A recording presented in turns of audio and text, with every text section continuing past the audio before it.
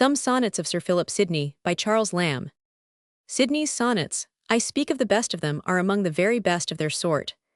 They fall below the plain moral dignity, the sanctity, and high yet modest spirit of self-approval, of Milton, in his compositions of a similar structure. They are in truth what Milton, censuring the Arcadia, says of that work, to which they are a sort of aftertune or application, vain and amatorious enough, yet the things in their kind, as he confesses to be true of the romance, may be full of worth and wit. They savor of the courtier, it must be allowed, and not of the commonwealthsman. But Milton was a courtier when he wrote the Masque at Ludlow Castle, and still more a courtier when he composed the Arcades. When the national struggle was to begin, he becomingly cast these vanities behind him, and if the order of time had thrown Sir Philip upon the crisis which preceded the Revolution, there is no reason why he should not have acted the same part in that emergency, which has glorified the name of a later Sidney. He did not want for plainness or boldness of spirit. His letter on the French match may testify, he could speak his mind freely to princes. The times did not call him to the scaffold. The sonnets which we oftenest call to mind of Milton were the compositions of his maturest years. Those of Sidney, which I am about to produce, were written in the very heyday of his blood. They are stuck full of amorous fancies, far-fetched conceits befitting his occupation. For true love thinks no labor to send out thoughts upon the vast, and more than Indian voyages, to bring home rich pearls, outlandish wealth, gums, jewels, spicery, to sacrifice in self-depreciating similitudes, as shadows of true amiabilities in the beloved. We must be lovers, or at least the cooling touch of time, the circum pr cordia frigus, must not have so damped our faculties, as to take away our recollection that we were once so, before we can duly appreciate the glorious vanities and graceful hyperboles of the passion. The images which lie before our feet, though by some accounted the only natural, are least natural for the high Sidneyan love to express its fancies by. They may serve for the loves of Tibullus or the dear author of the schoolmistress, for passions that creep and whine in elegies and pastoral ballads. I am sure Milton never loved at this rate. I am afraid some of his addresses, ad Leonorem I mean, have rather erred on the farther side, and that the poet came not much short of a religious indecorum when he could thus apostrophize a singing girl. Angelus unique sus sic credit gentes obtigit thuriis ales ob ordinibus. Quid murum Leonora tibi gloria major, nam tua piarcentum vox sonnet ipsa diem. Aut deus aut vacui cert mens tertia celi, per tua secreto guttera serpit agens, facilisque docet mortalia corda sensum immortali assusir passi sono.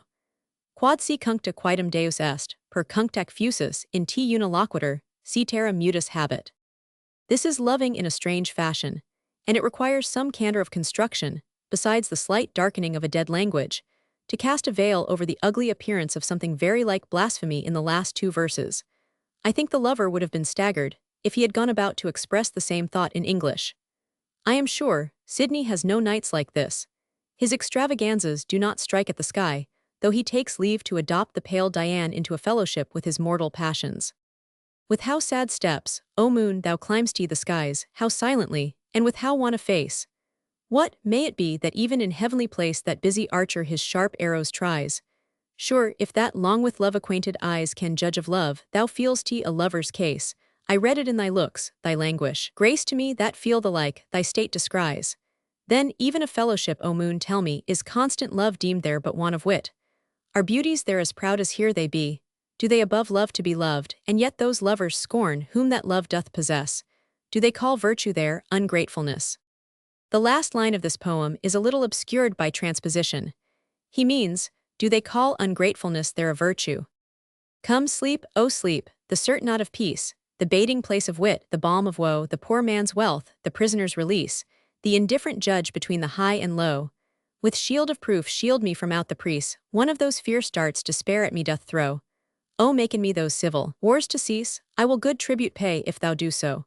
Take thou of me sweet pillows, sweetest bed, a chamber deaf to noise and blind to light, a rosy garland and a weary head. And if these things as being thine by right, move not thy heavy grace, thou shalt in me, livelier than elsewhere, Stella's image see. The curious wits, seeing dull pensiveness bewray itself in my long-settled eyes, whence those same fumes of melancholy rise, with idle pains and missing aim, do guess. Some, that know how my spring I did address, deem that my muse some fruit of knowledge plies. Others, because the prince my service tries, think that I think state errors to redress. but harder judges judge, ambition's rage, scourge of itself, still climbing slippery place, holds my young brain captived in golden cage. O fools or overwise! Alas, the race of all my thoughts hath neither stop nor start, but only Stella's eyes and Stella's heart. Because I oft in dark abstracted guise seem most alone in greatest company, with dearth of words, or answers quite awry, to them that would make speech of speech arise. They deem, and of their doom the rumor flies, that poison foul of bubbling pride doth lie so in my swelling breast, that only I fawn on myself and others do despise. Yet pride, I think, doth not my soul possess, which looks too oft in his unflattering glass. But one worse fault, ambition, I confess, that makes me oft my best friends overpass unseen, unheard, while thought to highest place bends all his powers, even unto Stella's grace. Having this day my horse, my hand, my lance, guided so well that I obtained the prize, both by the judgment of the English eyes, and of some sent from that sweet enemy, France. Horsemen my skill in horsemanship advance, townsfolk my strength. A daintier judge applies his praise to slight, which from good use doth rise, some lucky wits impute it but to chance. Others, because of both sides I do take my blood from them, who did excel in this, think nature me a man of arms did make. How far they shot awry! The true cause is, Stella looked on, and from her heavenly face sent forth the beams which made so fair my race. In martial sports I had my cunning tried, and yet to break more staves did me address, while with the people's shouts, I must confess, youth, luck, and praise, even filled my veins with pride when Cupid, having me his slave, disgrayed in Mars's livery, prancing in the press. What now, Sir Fool? Said he, I would no less, look here I say. I looked, and Stella spied, who hard by made a window send forth light. My heart then quacked, then dazzled were mine eyes, one hand forgot to rule, each other to fight, nor trumpet sound I heard, nor friendly cries. My foe came on, and beat the air for me, till that her blush made me my shame to see. No more, my dear, no more these counsels try. Oh, give my passions leave to run their race. Let fortune lay on me her worst disgrace. Let folk o'ercharged with brain against me cry. Let clouds bedim my face, break in mine eye. Let me no steps, but of lost labor trace. Let all the earth with scorn recount my case, but do not will me from my love to fly. I do not envy Aristotle's wit, nor do aspire to Caesar's bleeding fame, nor aught do care though some above me sit, nor hope nor wish another course to frame. But that which once may win thy cruel heart, thou art my wit, and thou my virtue art. Love still a boy, and oft a wanton, is only by his mother's tender eye. What wonder then, if he his lesson miss, when for so soft a rod dear play he try? And yet my star, because a sugared kiss in sport I sucked, while she asleep did lie, doth lure, nay chide, nay threat for only this. Sweet, it was saucy love, not humble I but no skew serves. She makes her wrath appear in beauty's throne. See now, who dares come near those scarlet judges, threatening bloody pain? O heavenly fool, thy most kiss-worthy face anger invests with such a lovely grace, that anger's self I needs must kiss again. I never drank of agonip well, nor ever did in shade of Tempe sit, and muses scorn with vulgar brains to dwell. Poor layman I, for sacred rites unfit. Some do I bear of poets' fury tell, but God wot not what they mean by it. And this I swear by blackest brook of hell, I am no pick purse of another's wit. How falls it then, that with so smooth an ease my thoughts I speak, and what I speak doth flow in verse, and that my verse best wits doth please? Guess me the cause, what is it thus? Fie no, or so, much less, how then, sure thus it is, my lips are sweet, inspired with Stella's kiss. Of all the kings that ever here did reign, Edward, named forth, as first in praise I name, not for his fair outside, nor well-lined brain, although less gifts imp feathers oft on fame, nor that he could, young wise valiant, frame his sire's revenge, joined with a kingdom's gain, and gained by Mars could yet mad Mars so tame, that balance weighed what sword did late obtain, nor that he made the flower de luce so frayed, though strongly hedged of bloody lion's paws that witty Lewis to him a tribute paid. Nor this, nor that, nor any such small cause, but only, for this worthy knight durst prove to lose his crown rather than fail his love. O happy Thames, that didst my Stella bear, I saw thyself with many a smiling line upon thy cheerful face, joy's livery wear, while those fair planets on thy streams did shine. The boat for joy could not to dance forbear, while wanton winds with beauty so divine ravished, stayed not, till in her golden hair they did themselves, O sweetest prison, twine. And fain those all's youth there would their stay have made, but forced by nature still to fly, first did with puffing kiss those locks display. She so dishevelled, blushed, From window I with sight thereof cried out, O fair disgrace, let honour's self to thee grant highest place. Highway, since you my chief Parnassus be, and that my muse, to some ears not unsweet, tempers her words to trampling horses' feet, more soft than to a chamber melody. Now blessed you bear onward blessed me to her, where I my heart safe left shall meet, my muse and I must you of duty greet with thanks and wishes, wishing thankfully. Be you still fair, honoured by public heed, by no encroachment wronged, nor time forgot, nor blamed for blood, nor shamed for sinful deed. And that you know, I envy you no lot of highest wish, I wish you so much bliss, hundreds of years you Stella's feet may kiss. Footnote 1, Press. Of the foregoing, the first, the second, and the last sonnet are my favorites, but the general beauty of them all is that they are so perfectly characteristical.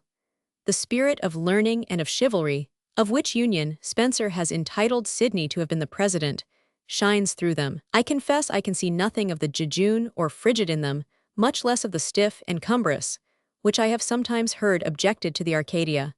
The verse runs off swiftly and gallantly. It might have been tuned to the trumpet, or tempered, as himself expresses it, to trampling horses' feet. They abound in felicitous phrases. O heavenly fool, thy most kiss-worthy face. 8th Sonnet. Sweet pillows, sweetest bed, a chamber deaf to noise and blind to light, a rosy garland and a weary head. 2nd Sonnet. That sweet enemy, France. 5th Sonnet. But they are not rich in words only, in vague and unlocalized feelings, the failing too much of some poetry of the present day. They are full, material, and circumstantiated. Time and place appropriates every one of them. It is not a fever of passion wasting itself upon a thin diet of dainty words, but a transcendent passion pervading and illuminating action, pursuits, studies, feats of arms, the opinions of contemporaries and his judgment of them. An historical thread runs through them, which almost affixes a date to them, marks the when and where they were written.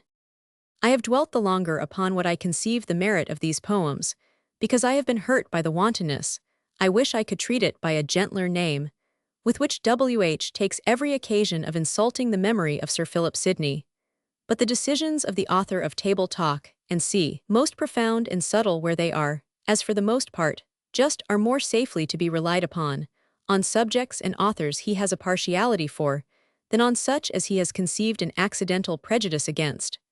Milton wrote sonnets and was a king-hater, and it was congenial perhaps to sacrifice a courtier to a patriot, but I was unwilling to lose a fine idea from my mind.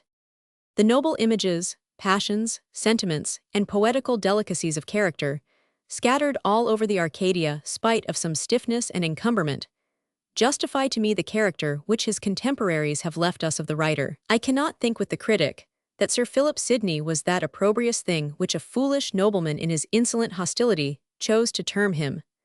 I call to mind the epitaph made on him, to guide me to juster thoughts of him, and I repose upon the beautiful lines in the friend's passion for his Astrophel, printed with the elegies of Spenser and others. You knew who knew not Astrophel, that I should live to say I knew and have not in possession still. Things known permit me to renew, of him you know his merit such, I cannot say, you hear too much.